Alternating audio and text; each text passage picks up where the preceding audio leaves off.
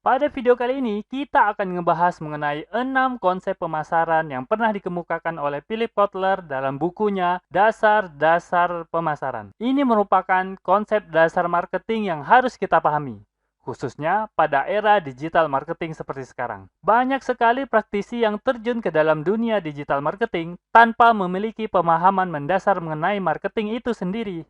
Karena apa? Karena mereka nggak pernah mempelajarinya. Kebanyakan dari mereka adalah orang IT atau orang yang memahami teknologi, tapi tidak memiliki dasar marketing.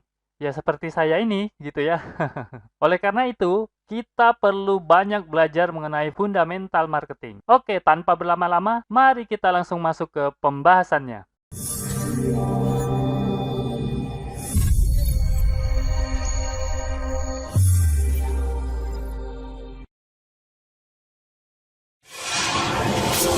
Assalamualaikum warahmatullahi wabarakatuh. Ketemu lagi bersama saya Kanada Kurniawan dan masih di channel kita Projasa Web. Pada kesempatan kali ini kita akan ngebahas tentang 6 konsep pemasaran dari Philip Kotler dan Gary Armstrong. 6 konsep ini adalah konsep pemasaran yang mereka tulis dalam buku Dasar-Dasar Marketing. Yuk kita langsung masuk ke pembahasannya. Yang pertama, saya ingin kenalin dulu bapak-bapak yang nulis bukunya. Nah, bapak-bapak ini lahirnya tanggal 27 Mei 1931. Wow, udah tua banget ya. Nah, tapi teman-teman coba lihat ini. Nah, ini merupakan daftar buku yang pernah ditulis oleh bapak-bapak ini ya. Wah, banyak banget bukan? Jadi, bapak-bapak ini udah menulis lebih dari 80 judul buku. Ada yang bisa menebak siapa nama dari bapak-bapak ini? Mungkin kakek-kakek ya. Mbah. Nah, namanya Mbah Philip Kotler. Wah, orang-orang yang pernah belajar ekonomi pasti udah kenal ya, karena buku beliau ini sangat banyak digunakan dalam dunia ekonomi. Nah, salah satunya akan kita bahas pada kesempatan kali ini, yaitu dasar-dasar pemasaran. Nah, selain bapak-bapak itu, kita ada satu lagi. Nah, ini. Beliau ini adalah penulis dari Principle of Marketing. Nah, siapa namanya? Ya, namanya adalah Gary Armstrong. Nah, dua orang ini merupakan penulis dari buku dasar-dasar marketing. Mereka adalah Philip Kotler dari Northwestern University dan Gary Armstrong dari University of North Carolina. Nah, ini dia bukunya. Nah, biasanya ini buku pegangan ya bagi anak-anak ekonomi. Oke, kita langsung aja masuk ke pembahasannya. Jadi, menurut Philip Kotler dan Gary Armstrong ini, ada 6 konsep pemasaran yang biasa diterapkan oleh sebuah bisnis. Yang pertama itu adalah konsep produksi. Konsep produksi menyatakan bahwa konsumen akan menyukai produk yang tersedia dan harganya terjangkau. Karena itu, Anda harus fokus pada peningkatan efisiensi produksi dan distribusi. Nah, dengan adanya peningkatan efisiensi produksi, maka harga dari produk tersebut dapat lebih murah. Dan kalau kita melakukan efisiensi distribusi, maka produk kita akan mudah dicari oleh konsumen. Selain itu, distribusi yang baik juga dapat memangkas biaya dan berujung pada harga yang terjangkau. Jadi, konsep produksi ini lebih fokus kepada penyediaan barang dengan harga yang murah. Nah, seperti itulah. Jadi persaingannya itu adalah persaingan ketersediaan barang dan persaingan harga. Tapi sayangnya konsep produksi ini tidaklah sempurna. Ada masalah yang mungkin akan terjadi. Apa itu? Nah, ini dia masalahnya. Suatu penyakit, yaitu rabun jauh pemasaran gitu. Buat teman-teman yang pakai kacamata. Nah, ini rabun jauh pemasaran, bukan rabun jauh mata ya, rabun jauh pemasaran. Apa itu rabun jauh pemasaran? Yaitu perusahaan yang menerapkan konsep ini akan beresiko terlalu fokus pada diri mereka sendiri. Apa-apa yang mereka lakukan sendiri gitu ya. Proses produksi, proses distribusi, mereka fokus ke situ. Jadi, ketika suatu bisnis terlalu fokus pada diri mereka sendiri, maka mereka akan kehilangan pandangan terhadap tujuan mereka yang sebenarnya. Apa itu? Yaitu memuaskan kebutuhan dan membangun hubungan dengan pelanggan. Jadi, karena mereka sibuk ngurusin diri sendiri, mereka itu nggak terlalu fokus terhadap pelanggan. Apakah produk yang mereka sediakan itu diterima oleh pelanggan, atau justru pelanggannya nggak suka? Hanya karena harganya murah lah produk itu dibeli, bukan karena produknya itu memuaskan mereka. Nah, ini bahayanya dari konsep pemasaran, konsep produksi. Nah, kita lanjutkan. Konsep yang kedua itu adalah konsep produk. Apa itu konsep produk? Konsep produk menyatakan bahwa konsumen akan menyukai produk yang menawarkan kualitas, kinerja, dan fitur inovatif yang terbaik, selalu memberi produk dengan mutu terbaik. Nah, jadi biasanya mungkin teman-teman ada yang fokus pada produksi barang yang murah, seperti konsep yang pertama, tapi ada juga teman-teman yang fokus terhadap produknya. Produknya ini harus berkualitas, seperti itu. Nah, inilah dia konsep produk. Nah, berdasarkan konsep ini, strategi pemasaran berfokus pada perbaikan produk yang berkelanjutan. Jika dilanjutkan dengan benar, maka akan menghasilkan produk yang sangat-sangat baik, bahkan produk yang betul-betul berkualitas tinggi. Kualitas dan peningkatan produk adalah bagian yang penting dalam sebagian besar strategi pemasaran. Namun, apakah konsep ini menjamin bisnis Anda dapat berjalan lancar? Tanda tanya. Nah, ini harus teman-teman jawab. Jadi, ternyata pada konsep ini kita hanya fokus pada pengembangan produk. Produknya itu menjadi produk yang sangat bagus gitu. Sangat baik kualitasnya. Tapi, kita juga perlu memperhatikan kebutuhan konsumen itu seperti apa. Apakah konsumen itu memang butuh kualitas yang tinggi atau justru butuh hal yang lain. Konsep ini juga dapat menyebabkan penyakit yang tadi udah kita bahas, yaitu rabun jauh pemasaran. Artinya, konsep ini masih berfokus pada internal perusahaan itu sendiri. Jadi, dia belum fokus pada target market yang ingin mereka sasar. Oke, itu konsep kedua. Kita masuk ke konsep ketiga. Konsep ketiga adalah konsep penjualan. Nah, apa itu konsep penjualan? Konsep penjualan menyatakan bahwa konsumen tidak akan membeli produk perusahaan kecuali jika produk itu dijual dalam skala penjualan yang besar, serta dengan usaha promosi yang besar-besaran pula. Nah, mungkin teman-teman sering melihat bisnis yang menerapkan konsep ini. Konsep penjualan ini biasa diterapkan pada produk atau jasa non-primer. Produk yang bukan kebutuhan pokok, sehingga tidak dicari-cari. Contohnya seperti asuransi. Jadi kalau asuransi itu kan, pemasarannya luar biasa banget, bahkan sampai ditelepon gitu. Berkali-kali lagi nelponnya. Nah, seperti itu. Itu contohnya ya. Ada sebagian yang menerapkan seperti ini. Nah, selanjutnya, dalam buku tersebut, buku dasar-dasar pemasaran itu, Philip Kotler menyatakan bahwa konsep ini menitik beratkan pada penciptaan transaksi penjualan. Jadi, fokusnya adalah terjadinya penjualan, dan bukan membangun hubungan jangka panjang yang menguntungkan bersama konsumen. Tujuannya sering berkisar pada cara menjual produk yang dihasilkan perusahaan dan bukan membuat produk yang diinginkan oleh pasar. Sehingga konsep ini mengasumsikan bahwa pelanggan yang terbujuk untuk membeli produk ini akan menyukainya. Atau jika pelanggan tidak menyukai produk ini, mereka akan melupakan kekecewaan mereka dan membeli lagi nanti. Tapi, masih banyak perusahaan yang menerapkan konsep seperti ini. Jadi dia nggak peduli atas kepuasan konsumen. Pokoknya intinya penjualan, penjualan, penjualan, penjualan. Nah, kalau teman-teman kira-kira sedang mengembangkan sebuah produk atau mengembangkan sebuah bisnis, jangan sampai terjebak dengan konsep penjualan ini, karena teman-teman tidak akan menghasilkan kepuasan dari pelanggan. Nah, itulah konsep penjualan. Nah, kemudian yang keempat itu adalah konsep pemasaran. Nah, jadi ini kan judulnya 6 konsep pemasaran Philip Kotler. Nah, di dalam 6 jenis konsep pemasaran itu, salah satunya itu namanya konsep pemasaran juga gitu. Jadi jangan bingung ya teman-teman ya. Oke, sekarang kita lihat apa sih konsep pemasaran ini, konsep nomor 4 ya. Konsep keempat ini adalah konsep pemasaran atau marketing konsep. Philip Kotler dan Gary Armstrong menyatakan bahwa dalam konsep ini, pencapaian tujuan organisasi bergantung pada pengetahuan akan kebutuhan dan keinginan target pasar, dan memberikan kepuasan yang diinginkan dengan lebih baik daripada pesaing. Nah, konsep pemasaran ini sudah mulai berfokus pada konsumen atau target pasar, sehingga konsep ini menjadi lebih baik daripada 3 konsep sebelumnya. Berdasarkan konsep ini, fokus dan nilai pelanggan adalah jalan untuk menuju penjualan dan keuntungan, sehingga perusahaan itu akan mencari nilai apa yang dipercaya oleh pelanggan atau fokus apa yang pelanggan ini miliki, sehingga produknya pun akan menyesuaikan hal tersebut. Konsep ini memandang pemasaran bukan sebagai kegiatan berburu, tetapi sebagai kegiatan berkebun. Pekerjaan yang harus dilakukan bukanlah menemukan pelanggan yang tepat bagi produk Anda, tetapi menemukan produk yang tepat bagi pelanggan Anda. Jadi, kita itu lebih kepada merawat target pasar yang kita sasar gitu, bukan merawat produk. Artinya produknya itu bisa berubah jadi apa aja gitu, sesuai dengan keinginan target pasar kita. Kalau kita sedang mengelola bisnis makanan misalnya, ketika target market kita ini udah jelas, misalnya golongan muda, umur 18 sampai 24 tahun gitu kan, misalnya ini ya contoh ya. Kalau minatnya memang bentuknya adalah makanan ringan, maka kita produksi makanan ringan. Tapi kalau minatnya beralih menjadi makanan berat, ya kita produksi makanan berat. Nah, itu contoh kasar banget ya.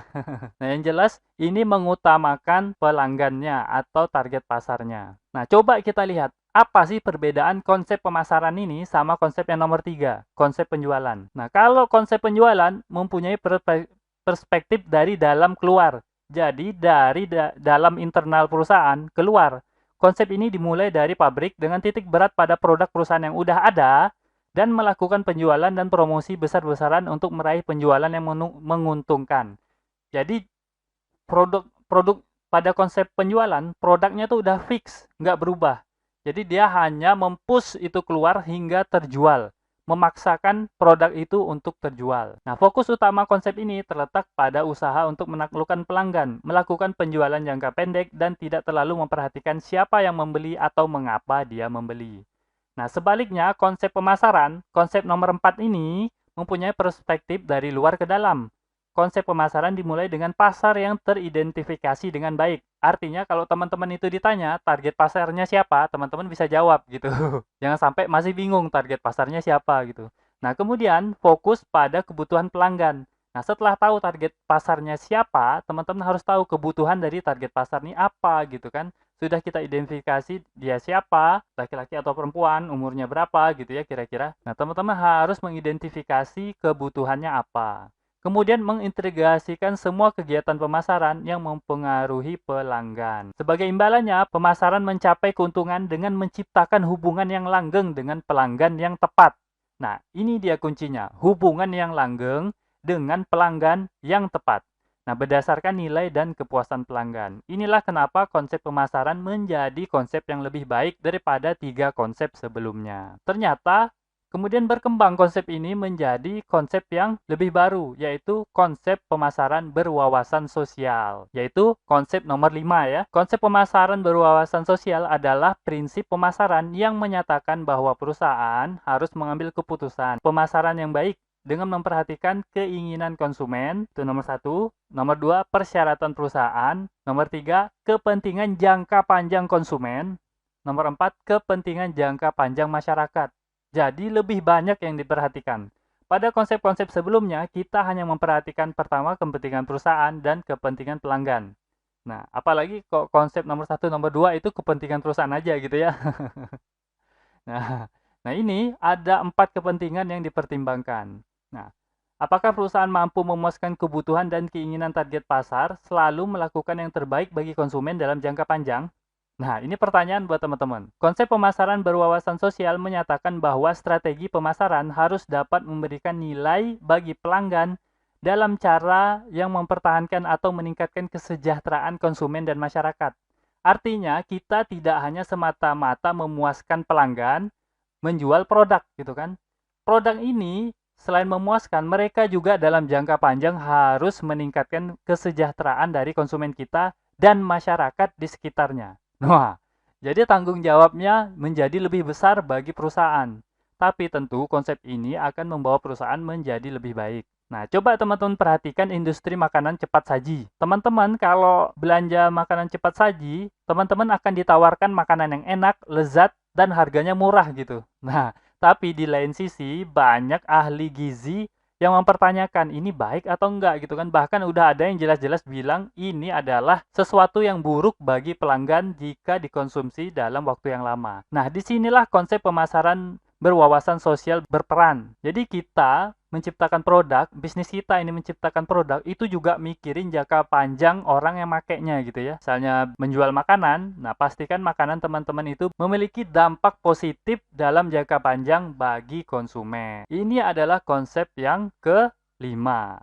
Nah, kemudian konsep yang terakhir itu adalah konsep pemasaran holistik. Apa itu konsep pemasaran holistik? Konsep pemasaran holistik adalah strategi pemasaran yang mempertimbangkan bisnis secara keseluruhan dan bukan sebagai entitas dengan berbagai bagian yang berbeda. Menurut konsep pemasaran holistik, bahkan jika sebuah bisnis dibuat dari berbagai departemen, departemen tersebut harus bersatu untuk memproyeksikan citra bisnis yang positif dan bersatu di benak pelanggan. Nah, ini merupakan konsep yang baru ya, konsep terakhir yang dikeluarkan oleh Philip Kotler dalam bukunya Prinsip-Prinsip Pemasaran tersebut. Untuk menerapkan konsep pemasaran yang terakhir ini, ada 4 pilar yang harus kita bangun. Yang pertama itu adalah pemasaran hubungan. Artinya, tujuan utama pemasaran adalah mengembangkan hubungan yang mendalam dan jangka panjang yang saling memuaskan dengan konstituen utama untuk mendapatkan dan mempertahankan bisnis. Artinya tujuan utama kita adalah hubungan yang baik dengan pelanggan. Tidak hit and run gitu ya. Habis jual lari gitu. Nah, jadi produknya harus baik, hubungannya juga harus baik dengan pelanggan. Kemudian, yang kedua itu adalah pemasaran terintegrasi. Pemasaran terintegrasi terjadi ketika pemasar merancang kegiatan pemasaran dan menyusun program pemasaran untuk menciptakan berkomunikasi, dan memberi nilai bagi konsumen. Sehingga nilai keseluruhan lebih besar daripada hanya dilakukan oleh masing-masing bagian secara terpisah. Jadi pemasaran ini tidak dilakukan oleh departemen pemasaran aja gitu ya. Jadi seluruh departemen dalam bisnis itu melakukan aktivitas pemasaran atau semangat pemasaran. Pilar nomor 3 adalah pemasaran internal. Pemasaran internal adalah tugas untuk merekrut, melatih, dan memotivasi karyawan yang mampu dan ingin melayani pelanggan dengan baik. Pemasar yang cerdas menyadari bahwa kegiatan pemasaran di dalam perusahaan bisa sama pentingnya atau bahkan lebih penting daripada yang diarahkan ke keluar perusahaan. Artinya dari internal saja itu sudah kuat mengenai konsep pemasarannya. Dari internal saja nilai-nilai yang dipercayai itu sudah terbangun dengan baik. Barulah keluar melakukan pemasaran kepada target pasar. Dan pilar terakhir adalah pemasaran kinerja. Pemasaran kinerja memerlukan pemahaman, pengembalian finansial dan non-finansial untuk bisnis dan masyarakat dari kegiatan dan program pemasaran. Kinerja pemasaran tidak hanya diukur dari pendapatan, tapi juga dengan memeriksa scorecard pemasaran dan menafsirkan apa yang terjadi dengan pangsa pasar, tingkat kehilangan pelanggan, kepuasan pelanggan, kualitas produk, serta dampak hukum, etika, sosial, dan lingkungan dari kegiatan dan program pemasaran. Jadi banyak sekali yang dipikirkan untuk kita memasuki konsep pemasaran yang holistik ini. Nah, terlihat jelas bahwa konsep pemasaran yang terakhir ini sangat kompleks, tapi memiliki tujuan yang sangat baik untuk bisnis kita. Nah, itu dia 6 konsep pemasaran yang telah dipaparkan oleh Philip Kotler dan Gary Armstrong. Nah, sekarang kita sampai kepada kesimpulan. Yang pertama kesimpulannya itu adalah kita harus memahami konsep pemasaran yang sedang kita gunakan. Kita ini sedang gunain konsep pemasaran apa gitu ya. Yang pertama, kedua, ketiga, keempat, kelima, atau keenam gitu kan. Atau bahkan nggak pakai konsep pemasaran. Nah, mungkin bagi UKM yang baru mulai mungkin kebingungan pakai konsep yang mana gitu ya. Nah, setelah kita tahu kita sedang memakai konsep yang mana atau kita belum memakai konsep apapun, barulah kita berusaha menerapkan konsep pemasaran holistik. Kenapa? Karena konsep yang terakhir ini adalah konsep pemasaran yang paling maju yang bisa kita terapkan. Tentu saja ini perlu waktu dan perlu kesabaran dalam menerapkannya. Jadi jangan terlalu buru-buru, namun tetaplah berproses untuk mewujudkannya. Nah, mungkin itu ya pemaparan saya pada kesempatan kali ini. Semoga aja bermanfaat dan saya akhiri. Assalamualaikum warahmatullahi wabarakatuh. Oke, seperti biasa, jika ada yang salah dari apa yang saya sampaikan, tolong teman-teman ingatin ya, Jangan sampai nggak diingatin supaya saya dapat melakukan perbaikan pada channel ini dan pada diri saya sendiri. Dan jika ada pendapat yang berbeda, teman-teman bisa masukin ke kolom komentar supaya kita bisa berdiskusi. Jika ada masukan, teman-teman jangan sungkan untuk menyampaikannya karena saya sangat terbuka dengan segala macam masukan. Dan jika teman-teman memiliki usulan pembahasan, cantumkan juga di kolom komentar supaya semua usulan teman-teman dapat saya wujudkan dalam bentuk video. Buat yang belum tahu, video ini adalah bagian dari program Akademi Projasa Web, tempat di mana teman-teman bisa belajar digital marketing secara gratis. Caranya mudah, cukup kunjungi projasaweb.com/academy. Ada ratusan artikel dan video yang dapat teman-teman pelajari. Jika ada pertanyaan mengenai materi, teman-teman tinggal hubungi saya melalui email info@projasaweb.com. Gratis tanpa biaya apapun. Harapannya dengan program ini semakin banyak orang yang memahami digital marketing. Saya percaya jika semakin banyak orang yang paham digital marketing, maka ekonomi kita juga akan semakin baik. Yuk dukung program ini dengan cara subscribe dan share video ini, serta mengunjungi Projasa Web Academy.